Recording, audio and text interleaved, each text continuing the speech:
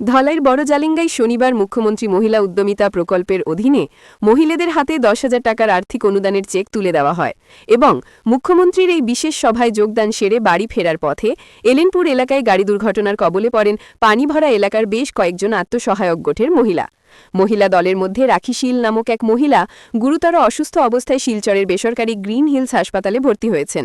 রবিবার বিকেলে green hills হাসপাতালে গিয়ে রাখি শীলের স্বাস্থ্যের খোঁজ নেন ধলাইয়ের বিধায়ক নিহার রঞ্জন দাস এবং বিভাগীয় ডাক্তারের সাথে তার সুচিকিৎসা সম্পর্কে আলোচনা করেন।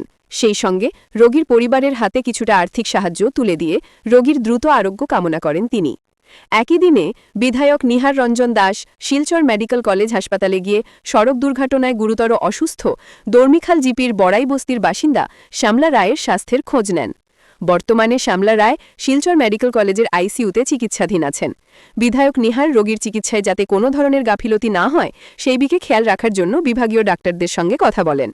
এছাড়াও এদিন রুকুনি প্রথম খণ্ডের স্কুল ছাত্রী রিয়া দাস সম্প্রতি সড়ক দুর্ঘটনায় গুরুতর আঘাতপ্রাপ্ত হয়ে শিলচর মেডিকেল কলেজের অর্থোপেডিক বিভাগে চিকিৎসাধীন রয়েছেন, তারও স্বাস্থ্যের খোঁজ খবর নেন ধলাইয়ের বিধায়ক নিহার। মেডিকেল কলেজ হাসপাতালে চিকিৎসাধীন উভয় রোগীর নিকট আত্মীয়দের হাতে কিছুটা আর্থিক সাহায্য তুলে দেন বিধায়ক। তাছাড়া এলেনপুরে শনিবার রাতে সড়ক দুর্ঘটনায় আহত পানি ভরার মহিলা আত্মসহায়ক গোষ্ঠীর মহিলাদের স্বাস্থ্যের খোঁজ নেন এবং কিছুটা আর্থিক সাহায্য প্রদান করেন বিধায়ক।